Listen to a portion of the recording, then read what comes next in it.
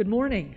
I understand we're back to being live, and hopefully everybody had a chance to print out the material in the email, take a look at that, and also, get a second cup of coffee. I don't have that opportunity, but I will avail myself of it as soon as this meeting is over.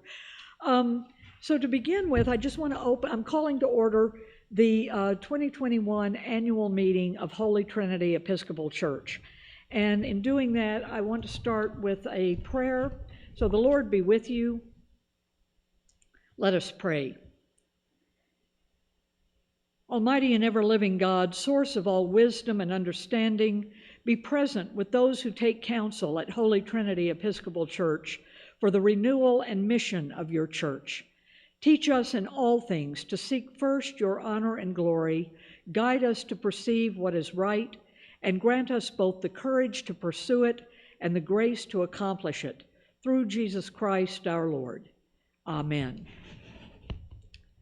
The first item, I guess, on our agenda following the prayer is the review of the 2020 minutes. And that's one of the documents you received with that email. So what I'm going to do, I'm going to take like a 3 or 4 minute break here to allow people to look over those minutes, and we will be approving the minutes again, along with the budget and the Vestry slate.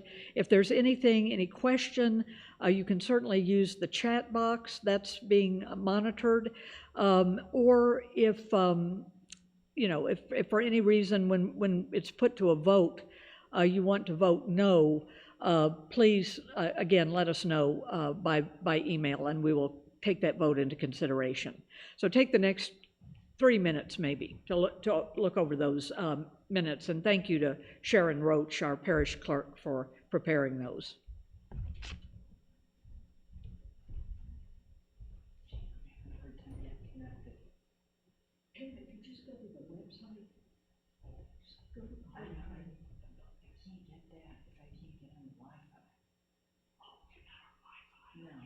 So it's a holy church. It's the Episcopal Church welcomes you, and just capitalize each of the. Let me try to.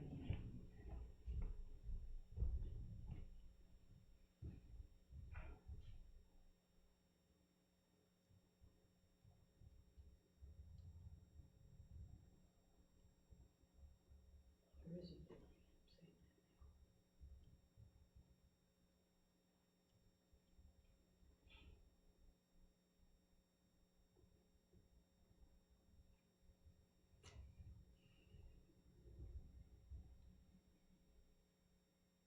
Yeah, close enough to know what's happening.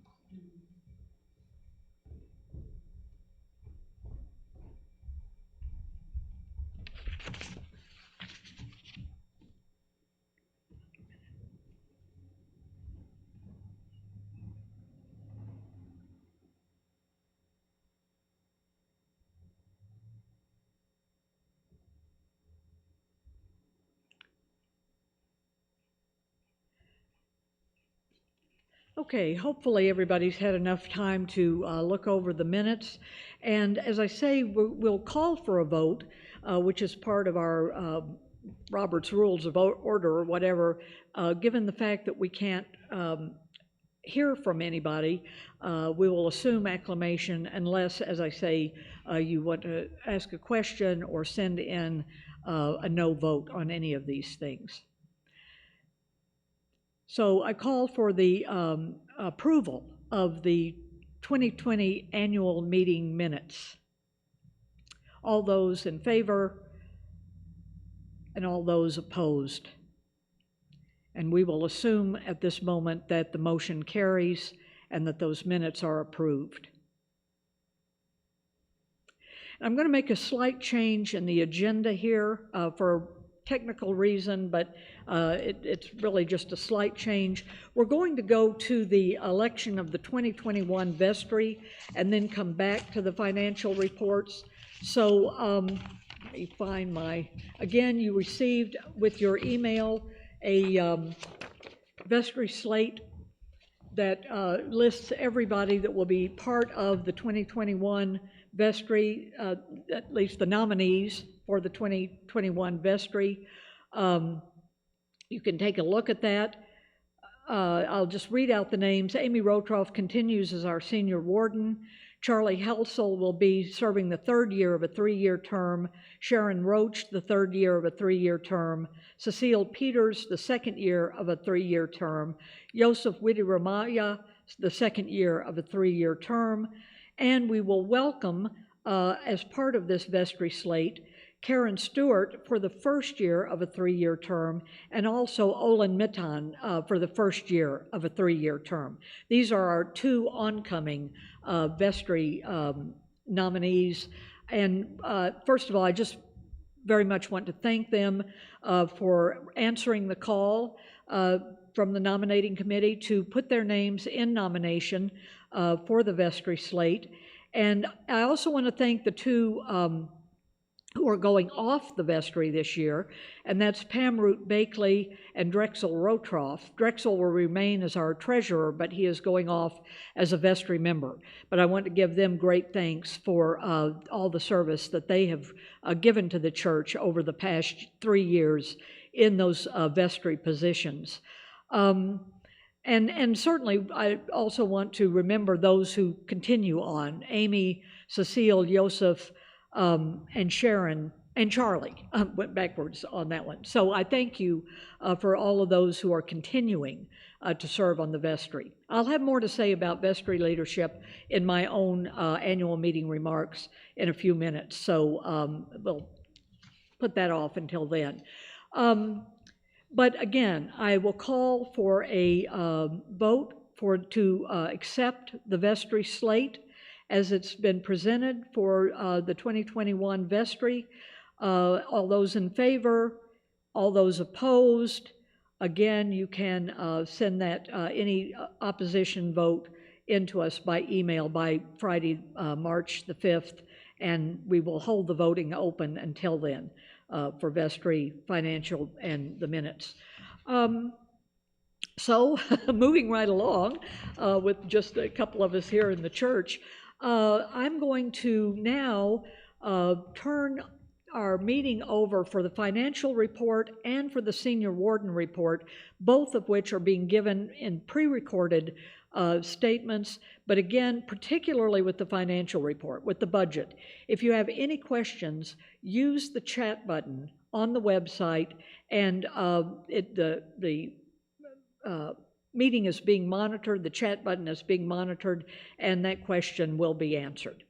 So I'll turn it over right now to Drexel for our financial report.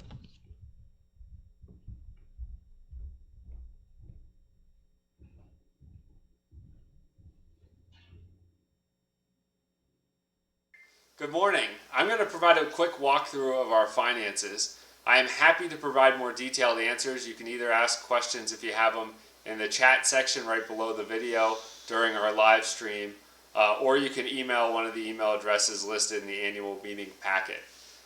The first financial document is the year-end financial statement. This shows all of our income and spending for 2020. Even though we were closed for most of the year, our expenses continued. But we are so grateful for our continued contributions and for all of the pledges. We still ended the year with a deficit budget, but you can see each of the line items for our income on the statement as well as each of the expense line items. The next financial document is our 2021 proposed budget. This shows our proposed spending for the coming year as well as the pledges we've received so far. If you have any questions about that document, you can also feel free to chat those in or send them via email. And then finally, the statement of accounts shows our bank balances as of 12/31/2020 for each of our accounts. We are very grateful for the performance of our investment account, which we continuously draw on to help cover our deficit each year. And that's performed very well. But again, if you have any questions, any more detailed questions about any of the financial statements or specific lines on them, please feel free to chat them in or send the questions via email. Thank you.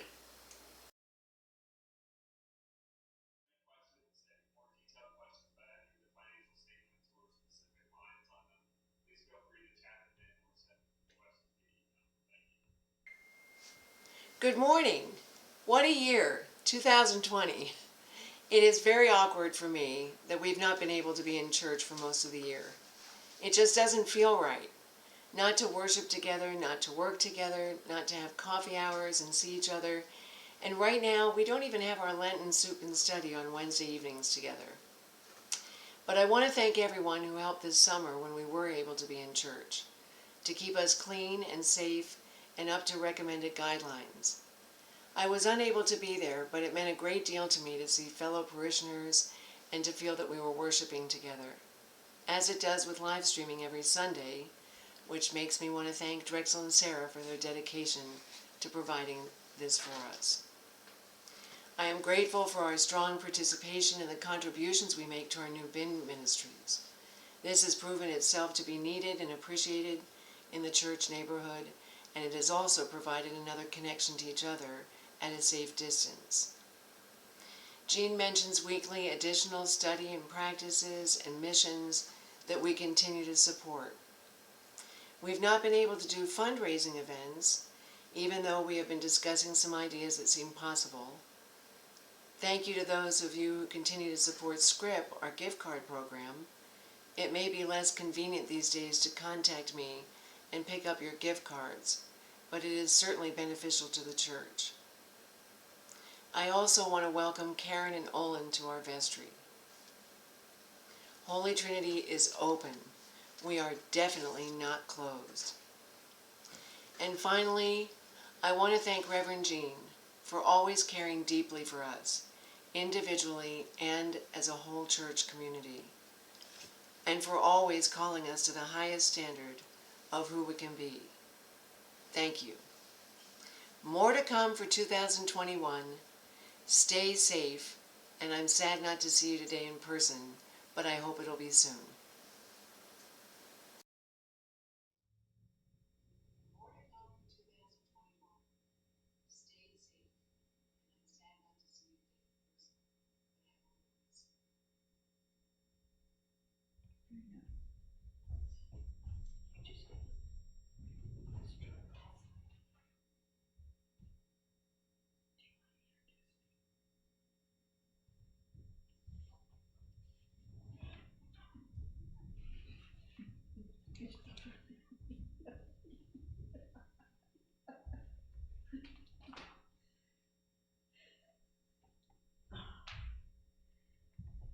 Okay, let's see here.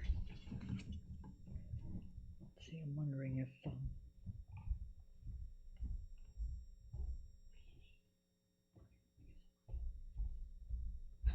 wait just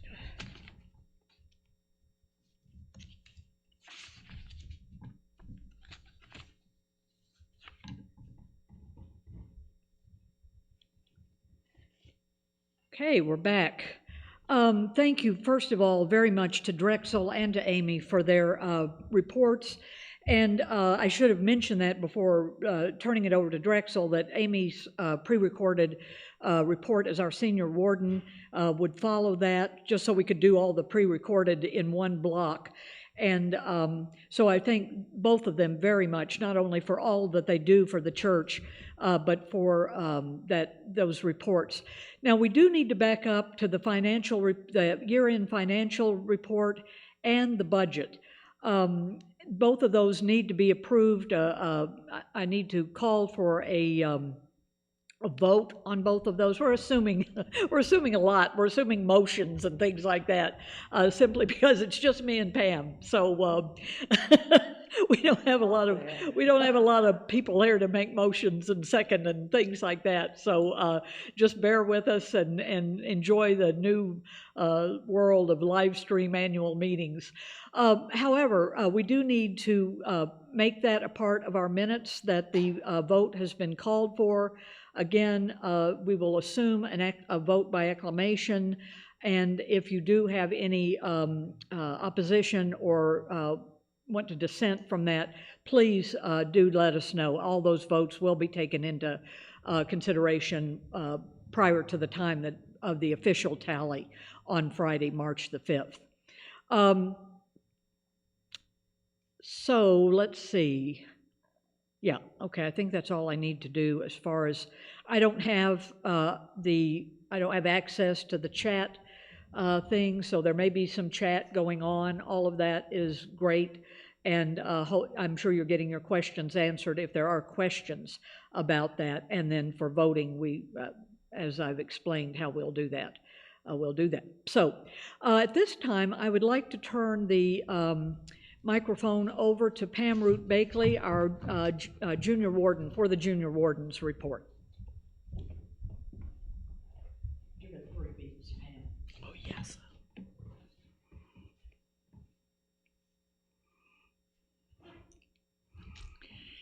Hi. Gosh, I was reflecting back on all the wonderful work that people have done over this last year. Even though so much of the year we haven't been able to share services together, it doesn't mean that people haven't worked hard and diligently to keep the grounds and the building working and being cared for. So just to say, I want to thank you for all you many wonderful parishioners. Just to kind of review about what's happened here in terms of the building and grounds, I'm going to just give you a summary and say some special thank yous for some folks. First of all, we had a problem with some rodents, and I call that Project Rat Extermination. These little creatures found a new home with us, but because of course we love all of God's creation, but they do cause some problems and they need to be living somewhere else. So with the help of Team Brady Dotson and Joel Cause, we were able to take care of that. They both worked not only with the investment of time and supplies, which were not a huge cost. If we had had to do the alternative, could have been very expensive. So the Rat Patrol did a great job. As for the lawn cutting, Brady Dotson had offered to care for the lawn throughout the summer, and what a gift. The back porch, the porch in back of the church needed painting and repaired, and for that we can ask Joel Cause. He did a beautiful job to repair our historic structure that constantly needs care. There was a great team of people that helped us return back to church, and thank you so much. That took work. There were a lot of guidelines to follow for safety for COVID-19, and I do believe the people that did come back to church felt very comfortable, and there again, thank you, Team COVID-19. The lighting in the parish hall was also replaced and updated. Thank you, Brady.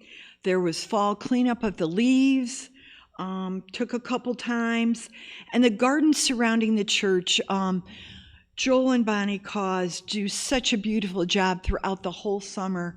And I have to say, people talk to me in town and they say, oh my gosh, your church always looks so beautiful. So just to know how much that's appreciated. In terms of the rectory, we finished the painting and repairs, and also were able to put a fence up in the backyard. Jerry Newhouse, a local contractor, did that, and we're feeling good that those projects were finally completed. There also was some trimming of the bushes that needed to be done in the rectory, and Mike Baroner, somebody else that you probably all know, did a great job of taking care of that needed service. And also, our sexton, after many years, resigned this past fall, and just to say he did a beautiful job, and we all so much appreciated that.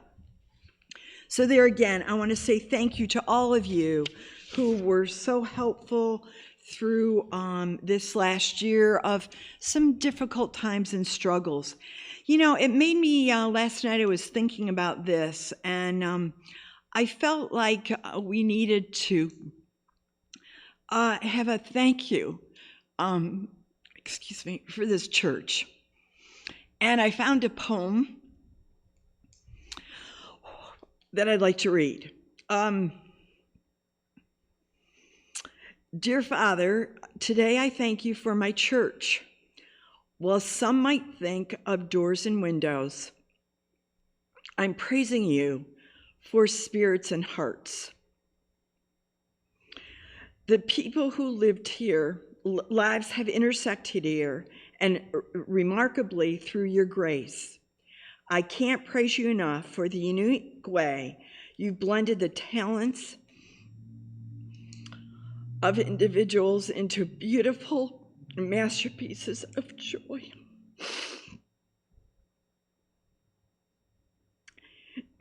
May we love one another to the fullest and be the evidence of your ultimate love and advance the work of your kingdom. I'm sorry.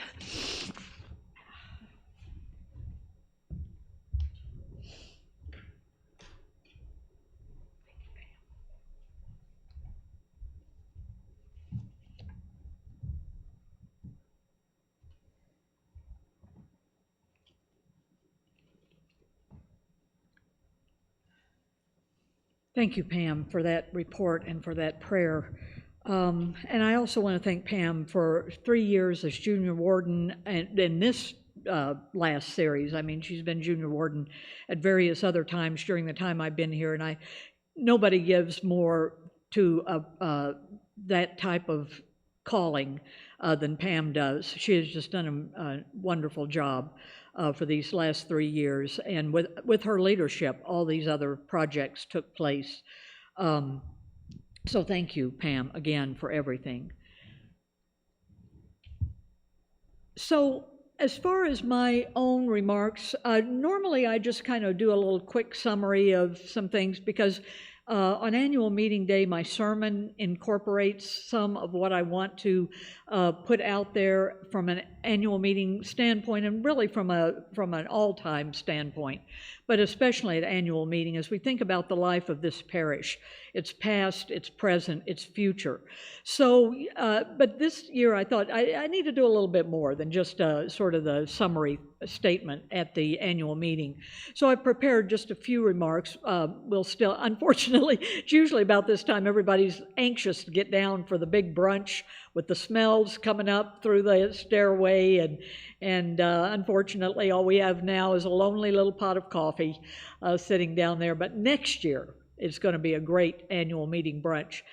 But you know, I was thinking over the weekend, this is the 16th annual meeting that I've been a part of, and certainly I've seen many changes. All of us have seen many changes over the year, but some things continue, and that's the mark of a good, healthy parish, that vitality and the life that continues regardless of changes, regardless of, you know, sadly we've lost so many valuable members over the years to death, and some to other reasons, relocations and what have you.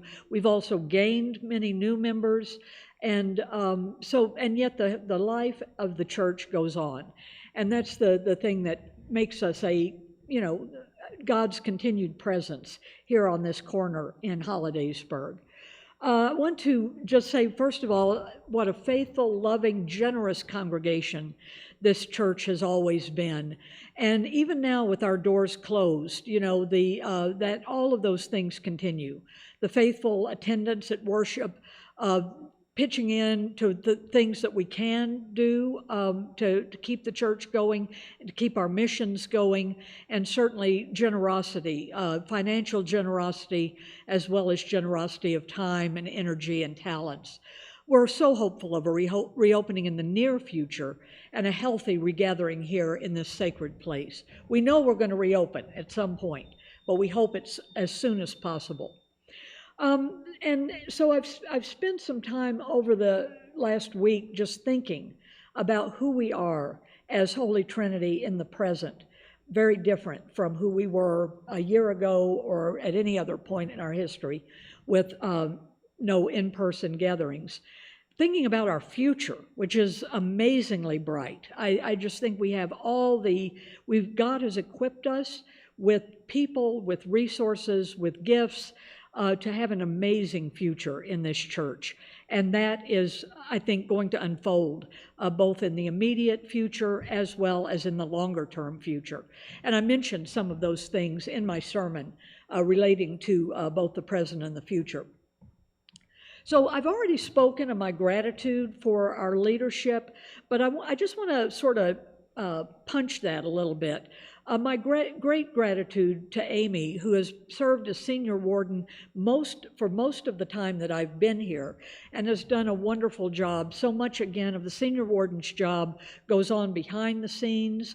It's not, there is plenty that is visible, but there's a lot that goes on behind this. It's like the iceberg, the tip and the all that's underneath that. I'm not comparing Amy to an iceberg, but at the same time, just to make that point.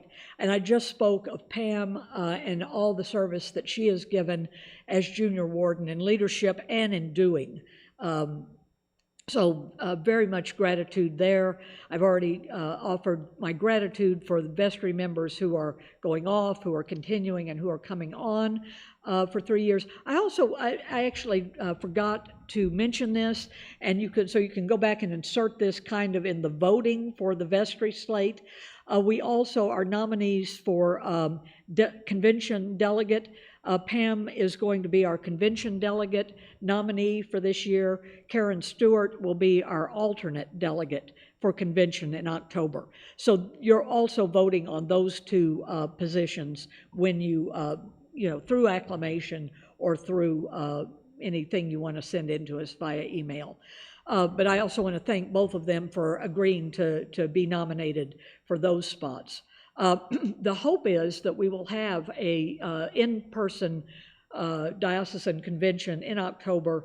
Last year it was live streamed by Zoom, but we're hoping, the bishop is very hopeful to have an in-person convention this year. I couldn't end my gratitude without thanking, with immense gratitude, Drexel and Sarah for all they've done to keep us going. Because again, were it not for them, we wouldn't be doing worship, we wouldn't be doing, some of the other things, including this annual meeting, that are able to be live streamed. And just to add one layer to it, Drexel is normally here operating our live stream machinery. Today he's at home, so it's a remote live stream, and yet it's there.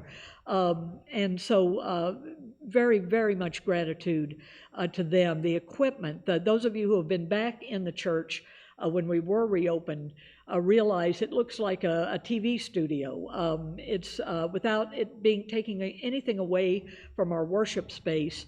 We have multiple cameras, the sound system, what have you. I read so many Facebook posts from my fellow clergy, not only in central Pennsylvania, but around the Episcopal Church around the country, that are basically only able to use a phone, holding a cell phone up or positioning it so that they can speak directly into the cell phone. And that's wonderful, because we do it however we can do it. But I think for me, just to know that somebody very, very capable is handling our, getting the worship service out there, getting other things out there, I truly am grateful. And so I wanted to really make a big point about that. Drexel mentioned, I can't remember if it was our last Vestry meeting or where this was mentioned, that we've actually, our live stream worship service has had 2,000 views over the last year. And when you think about that all that takes into consideration is the number of computers or the phones or whatever people are viewing it. So where there are cases, certainly I'm sure there are cases where it's just one person. But I think there are also plenty of cases where it's 2 people, 3 people, 4 people, so that 2,000 can be multiplied greatly. And of course, we're delighted in this recent, going back to live stream, that Trinity, that Jack Hoffer has joined us from Trinity Tyrone, that the parish of Trinity Tyrone has joined us in worship in a fullness, since they don't have live stream capabilities. So it's one more thing that we've been able to offer through our ability to do live stream. And I know there are people all over the country. I've had family members who have been attending worship via our live stream, and the feedback has been very positive. And believe me, my family members will also let me know when things are not up to snuff from my standpoint. So don't think it's just because I'm the one leading the worship. So, but it's been delightful to have them and others joining us. And I hope when we reopen, people that are local that have been joining us and that have found something here that they like will come join us in person, because it's ever so much more fun and meaningful when you're in person, even though the live stream is great. I also want to thank all of those who head up various ministries in this church. Pam already spoke of several of those people. I want to also mention Jane Sheffield, who obviously is our leader as far as the monastery garden outreach. And Jane, when she's on as lector in a couple of weeks, will have more to say about that. We thought rather than bring a whole lot of people into the church, I'm going to do some segments, both live and possibly pre-recorded, from some of our other ministry leaders. So over the next few Sundays, we'll incorporate some of those into our worship, either live or by pre-recording. Sunday school teachers, David leading our centering prayer, just various ministries that continue to go on, and people that continue to be responsible for having them continue. So at any rate, gratitude is boundless for everybody that has participated. And that's basically everybody in this church that has participated in some way in leading worship and leading ministries and that type of thing. Now, I want to just mention some things about the plans for the year ahead. We're in February, we're right at the end of February right now, but the greater part of the year stretches before us, and there's going to be a lot going on. Live stream, as long as we need to continue that, some Zoom stuff, and hopefully, as soon as we can, regathering here to do things in person. One thing that a number of people have asked me about over the last year, and I want to mention that we will have a confirmation class this year. I very much wanted to have one last year, but both because of what was going to happen with the bishop's visitation, and also we were just sort of working our way through how to do live stream and that kind of thing. But this year we've got it all down. There will be a confirmation class this year, and we'll get information out as soon as I want to be talking to some people that have already asked me about confirmation class and sort of talking about some scheduling.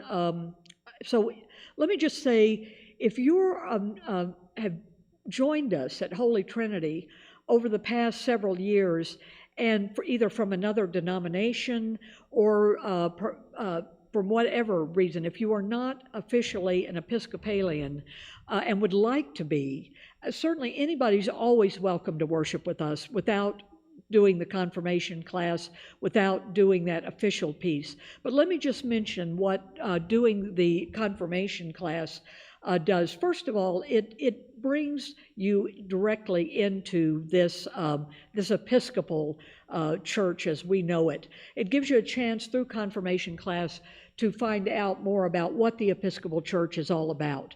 And as always, with various denominations, we have more similarities than differences, but there are differences. So we cover that in the confirmation class.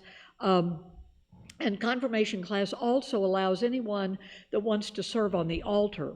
Once you're confirmed as an Episcopalian, you can be at some point asked to serve on the altar, to serve the chalice.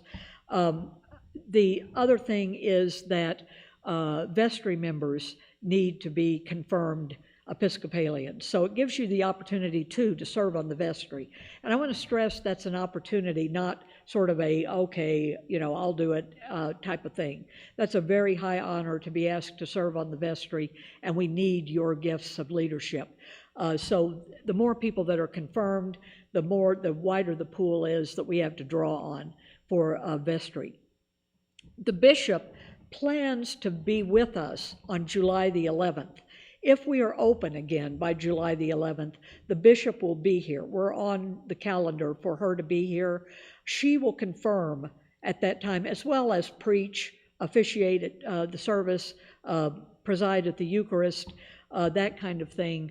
It's a wonderful day. It's a festive day whenever the bishop is with us. And because of the pandemic, all of her visitations sort of became halted, although she's also been very good about doing pre-recorded things or Zoom type things or whatever in wherever she's invited as far as the churches are concerned. So, but as of right now, we're looking at a July 11th date for her visitation, so that will also be confirmation Sunday. So we'll be getting that class in sometime between now and July 11th. Our food ministries continue to go on, both the food bank at St. Luke's and our own ministry with our bins out front for both humans and animals, pets. The bins are great, but we also have been contacted by Mike Peachy and Carol Lawler and their family. They are building us a little free pantry that will take the place of the bins. It'll be, the bins are great, and I don't want to, say anything negative about them. They're doing their job. We have lots of people showing up to pick up food, emergency food, that kind of thing for themselves and their pets. And so it's already doing its job, but the little free pantry that the Peachy Lawler family are contributing is just an attractive little setup. You'll see it. You'll see pictures of it at some point. That's going to be coming about very soon. And the St. Luke's Food Bank, as always, so important. They really depend very heavily on us, and it doesn't really require a lot from any one individual to really come up with a good collection every month. The past couple of months, we have had some things dropped off, but we're not. And I do want to say, even though right now we're a little low on the actual food that's been dropped off, a number of people have been very generous in writing checks designated for the St. Luke's Food Bank. And we're going to see that all of that money gets sent to them, which is also good because that way they can figure out what they need and use that money to buy that. But think about when you're in the grocery store, an extra box of pasta, an extra jar of sauce or soup or whatever. Our pet food ministry is going through the bins right now, but we really want to get back to our full-fledged pet food bank. And that is what we started out wanting to do. The pandemic ended that, or at least preempted it. We want to get back to that. I've been contacted by someone from a local church of another denomination has a group that wants to partner with us in that. And we're going to be meeting with them this coming Tuesday. I believe we have a meeting with them to take on more volunteers, to take on more contributions, and to really expand back into the full pet food bank that we wanted to do to begin with, and also some more ideas along the lines of our pets and their welfare. So that's another thing that I'm very excited about that's going to be happening in the very near future. The bishop this morning posted on her Facebook page another opportunity relating to social justice. There is a new interfaith social justice organization that's being formed throughout Pennsylvania, but there's a central Pennsylvania branch of it. and there's an orientation meeting for anybody that wants to be involved in that, to address all kind of social justice issues, all the isms, that I've spoken of from time to time in my sermons, things that are very much things that we need to be taking into account in social justice. You can, if you're on my Facebook page, you can see the bishop's or on her page, you can see her post. There's a place to sign up to get involved in this organization. Again, for right now, it'll be virtual, but going forward, probably also some in-person meetings, but I highly commend that to you. I'm also going to get it up on our church Facebook page, and we'll get it up on the website as well for people who want to be a part of that. When we're talking about following Jesus as closely as possible, this is one of those ways that we can do that, all of these things that I'm talking about. But I'm very excited about this new social justice initiative. Obviously, we hope to resume Sunday school and other ministries in person as quickly as possible. We hope to have our annual picnic. You know, I even just had a fleeting thought that with the bishop being with us in July, instead of her usual time in October when she visits us, we might be able, if we're able to be together outside in a socially distanced way, we might be able to work that out to have the bishop's Sunday coincide with our annual picnic. We missed that last year, and I missed it very much. I miss all of our food events. I just talked about, normally we have this wonderful brunch with the aromas coming up and people getting antsy about this long rector's report because they want to get down for the brunch. But, you know, we're missing all of our brunches. Everything that we missed last year is just so sad. But we're going to get those restarted, our fundraisers. So many creative ideas for fundraisers. And I think I just want to end this piece by saying we do need your involvement. We need everybody's involvement going forward. As much as we can do live stream or, you know, even in person where small groups are possible. We also always invite your ideas.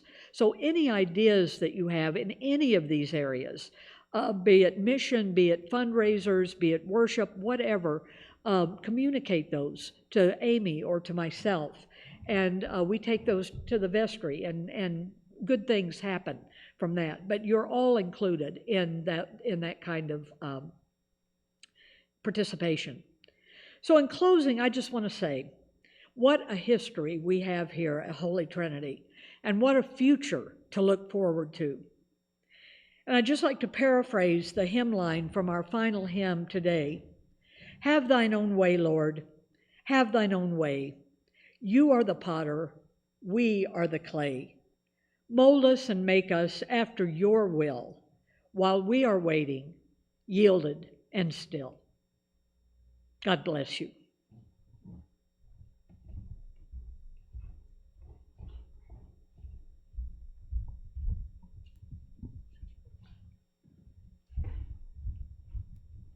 And with that, I will adjourn the annual meeting of Holy Trinity Episcopal Church. The Lord be with you. Go in peace to love and serve the Lord.